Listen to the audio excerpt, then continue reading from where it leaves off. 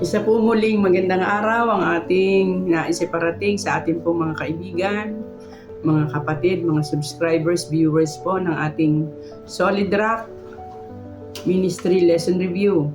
Tayo po ngayon ay nasa ika-4 ng topic na may pamagat na pagkakaisa sa pamamagitan ng kapakumbabaan. Muli po itong pag-uusapan natin sa araw na ito, subalit tayo po muna hihingi ng tulong sa ating Panginoon upang ito'y mas lalo nating maunawaan. Panginoon, kami po'y muling nagpapasalamat. Napakabuti mo po. Salamat po sa inyong patnubay. Salamat po sa inyong biyaya. Salamat po sa buhay at lakas.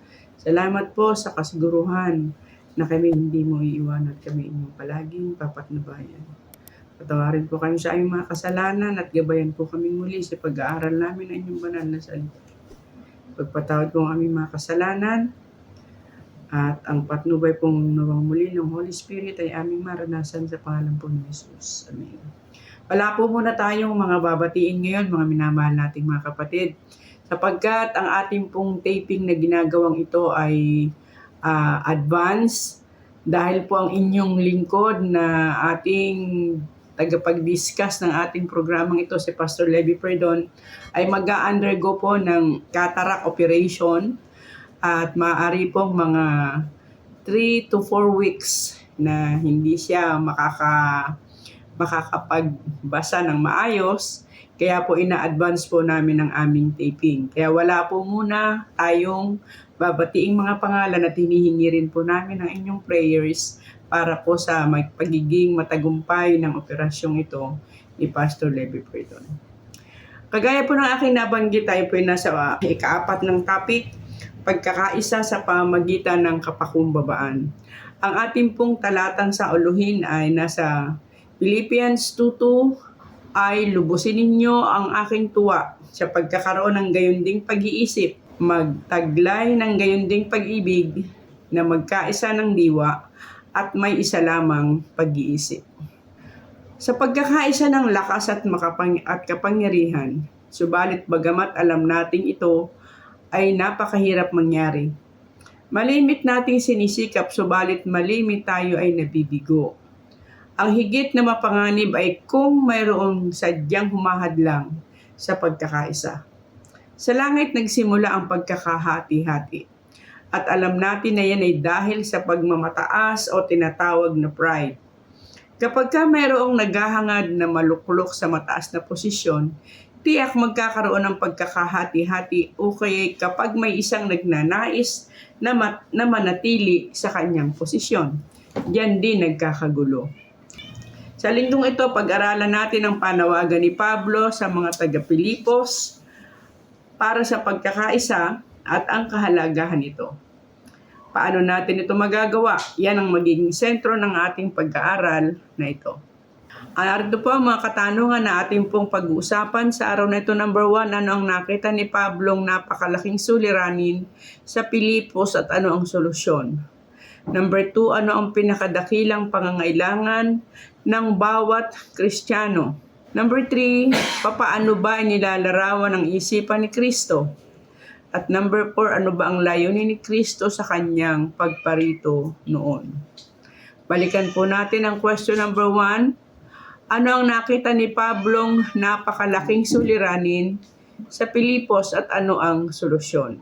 Sige po, ating pong titingnan dyan sa Pilipos, Kapitulo 2, talatang 1 hanggang 4, ano po ba ang sinasabi? Si Pablo at si Timoteo na mga alipin ni Kristo Jesus sa lahat ng mga banal kay Kristo Jesus na nasa Pilipos, pati ng mga obispo at ng mga diakono.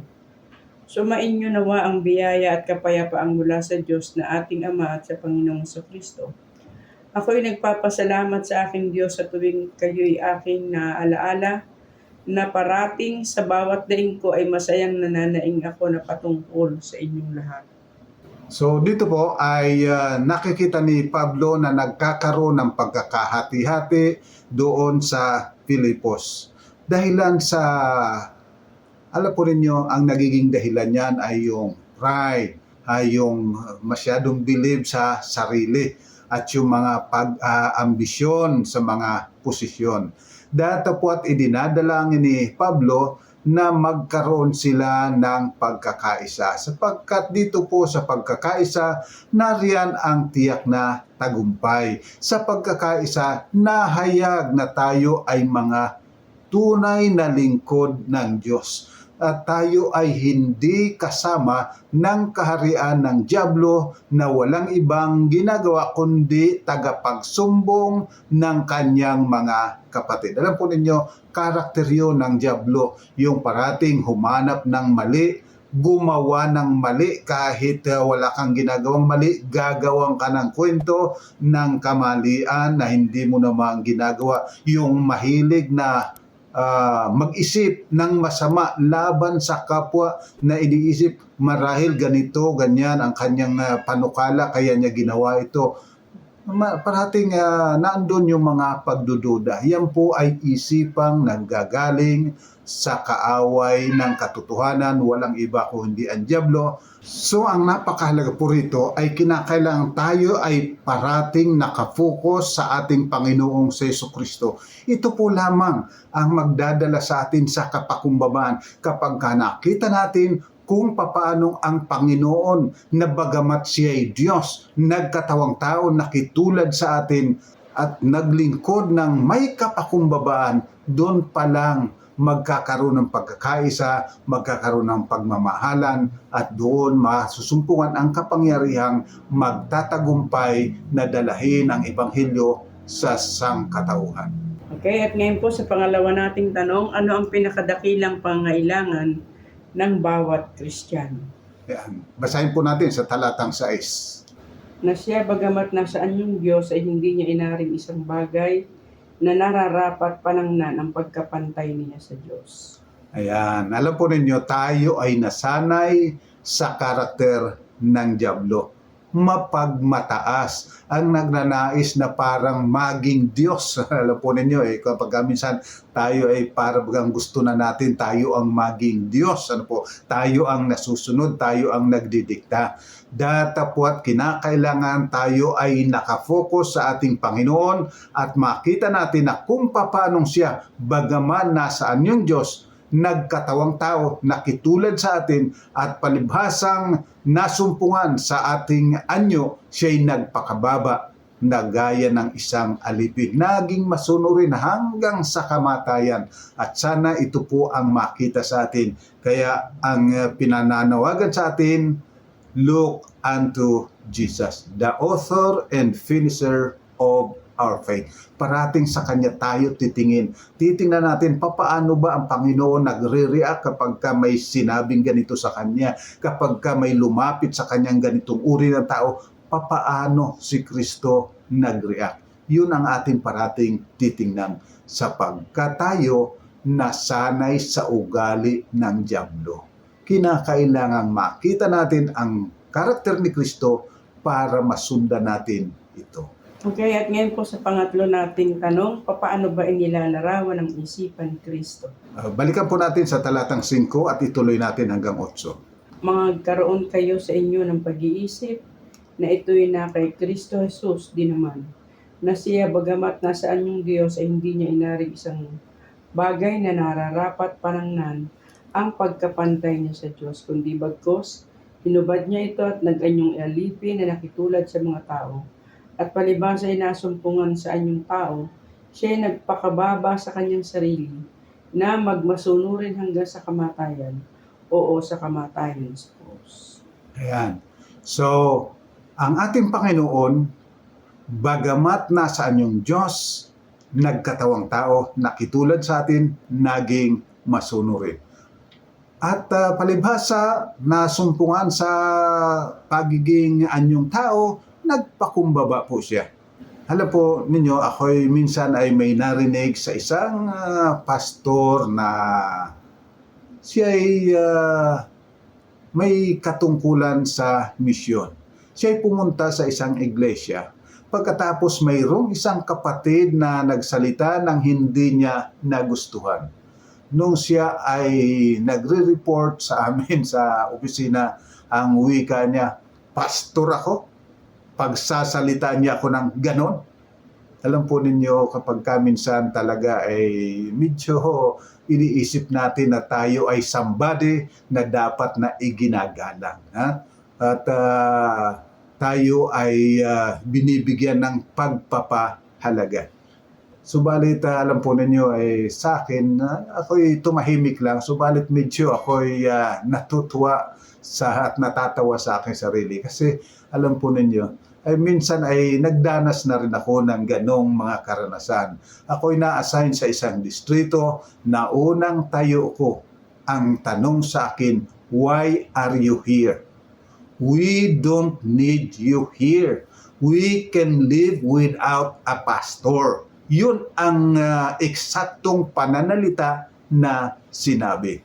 Subalit ang aking nakita ron, hindi sila'y nagre-rebelde o sila'y laban sa akin. Ang nakita ko, sila'y nasasaktang labis at alam ko na sa kanyang sinabing yun, kailangan niya ang isang pastor. Hindi mo dapat na ipagdaramdam yun sapagkat ang ibig sabihin lamang nun, kailangan talaga nila ng isang tunay na pastor. Ibig sabihin sila'y nakaranas na nawala na ng tiwala sa pastor. So kinakailangang magpakumbaba tayo at ibigin natin ang kagaya ng pag-ibig ng Panginoon upang dumating ang panahon na sasabihin niya, salamat na parito ka, pastor. Okay, at ngayon naman po sa ating last question number 4. Ano ba ang layunin ni Kristo sa kanyang pagparito noon po? Titingnan po natin sa Roma 8:3, ano ba ang sinasabi? Sapagkat ang hindi magawa ng kautusan na mahina sa pamamagitan ng laman sa pagsusugo ng Diyos sa kanyang sariling anak na nag-anyong lamang sa laring, at dahil sa kasalanan ihinatulan ng Diyos sa laman ang kasalanan. Ayan. Ang wika rin tayo'y mga alipin na ng kasalanan. Talagang yung pride na sa atin na i-transfer na sa atin ni Satanas yung kanyang karakter, yung pride. Isinugo ng Diyos ang kanyang bugtong na anak upang tayo ay tulungan. Kaya ito pong ating kasalukuyang pride na ito, kaya po itong baguhin sa pamamagitan ni Kristo. Sa ating pong sarili, hindi po talaga natin magagawa. Kagaya ng sinabi ng Panginoon, maaari bang baguhin ng leopardo ang kanyang batik o ng isang Etiopiano ang kanyang kulay? Kung magagawa nila ito, magagawa rin ninyo na kayong mga nasanay sa kasalanan. So ibig sabihin, sa ating sarili, wala po tayong magagawa. Ganun na ang naging likas natin. Datapot ang mabuting balita, ang Panginoon nating pinaglilingkuran ay Panginoong Diyos na makapangyarihan sa lahat, mababago niya ang ating mga karakter. Kinakailangan lang una, tayo'y manampalataya sa Kanya. Pangalawa, kinakailangang maunawaan natin na hindi ayon sa prinsipyo ng kalangitan yung pagiging makasarili o yung pagiging mayabang.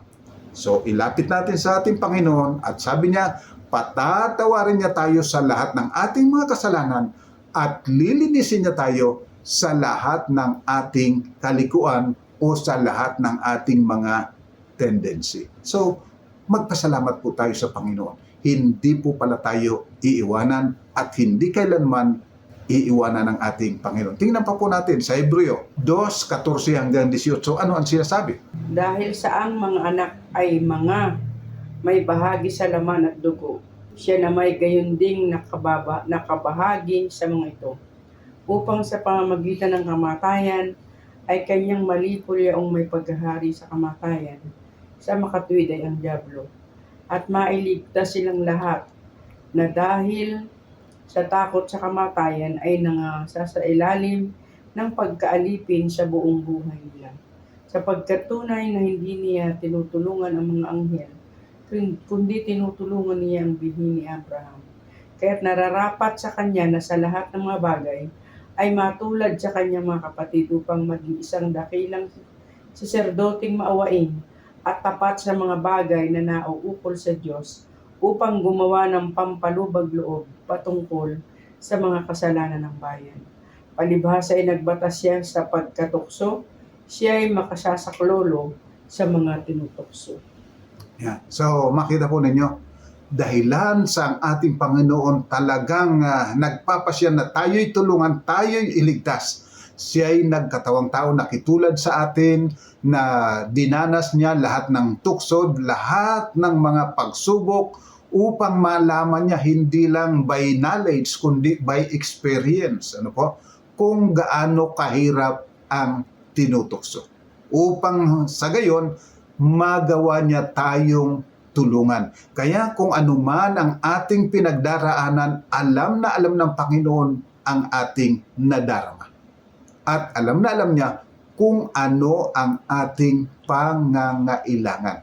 Kaya tayo'y magtiwala sa Kanya sapagkat Siya ay ating saserdote na mamagitan para sa atin upang tayo ay magkamit ng tulong upang tanggapin natin ang kapangyarihan na malabanan, mapanagumpayan ang lahat ng ating mga kahinaan. O purihin natin ang ating Panginoon. Ganon kadakila ang Kanyang pag-ibig, marugdog na pagnanasa na tayo ay matulungan, hindi lang sa pagpapatawad sa ating kasalanan, kundi paghango sa atin sa pagiging makasalanan. Kaya ang Ebanghelyo po hindi nagtatapos dun sa pagpapatawad. Ang Ebanghelyo ay naghahatid sa paglilinis sa ating pagkatao hanggang sa dumating ang punto na ang wika nga sa sinasabi ni Ellen G. White, godliness, godlikeness ay ating na-reach. So napakabuting tunay ng ating Panginoon. Huwag po tayong ma-discourage. Kinakailangan lang po natin kilalanin ang ating kasalanan, ang ating mga kahinaan, ilapit natin sa ating Panginoon, lahat yan ay Kanyang ipagpapatawad at hindi magtatapos sa pagpapatawad, lilinisin niya ang ating mga kahinaan. At dito po natatapos ang ating talakayan. Narito po ang mga summary ng ating mga pinag-usapan. Number 1, ang pagkakabahabahagi sa iglesia ay nagpapakita ng pagiging makasarili. Number 2, likas ng tao ang pagkakaroon ng isipan ng dyablo, nakapokus sa sarili. Number 3, tanging ang pagkakaroon ng isipan ni Kristo ang nagpapakitang tayo ay mga Kristiyano. And number 4, alam ni Kristo ang ating mga kahinaan, kaya siya ay naparito upang magbigay ng kalayaan at kapangyarihang magtagumpay sa sarili. So mga minamahal, sana po muli tayo nakatulong sa ating pag-aaral ng salita ng Panginoon at tulungan naman tayo ng Banal na Espiritu na tayo'y mabago. Tayo po'y manalangin. Ama po naming banal, salamat po sapagkat hindi ka titigil hanggang kami na iyong mga anak na iyong tinawagan, kaming tumanggap sa aming Panginoon na hindi mo kailanman iiwanan kundi bagkos patuloy mong tutulungan, gagabayan upang mabago ang aming karakter at magi kaming karapat-dapat na tawaging mga anak ng Diyos. At magkaroon ng karapatang magmana ng iyong banal na kaharian at magharing kasama mo magpasa walang hanggan. O mabanal, salamat po sa iyong dakilang pag-ibig. Salamat po sa iyong pag-unawa sa aming mga kahinaan. Salamat po sa iyong kahandaan na kami ay tulungan. O Amang Banal, tulungan nawa kami na magkaroon ng ibayong pananampalataya at pagtitiwala, magkaroon kami ng ibayong kapakumbabaan at makita ang iyong larawan sa amin, ang iyong pag-ibig ay maging aming pag-ibig, ang iyong katwiran ay maging aming katwiran sa ngalan po ng aming Panginoong sa Jesus. Amen. Mga minamahal, hanggang po sa susunod na muli nating pag-aaral, tayo po'y magsama-sama. Huwag kakaligtaan, i-share po ang ating pag-aaral nito. God bless po. Pagpalain tayong lahat.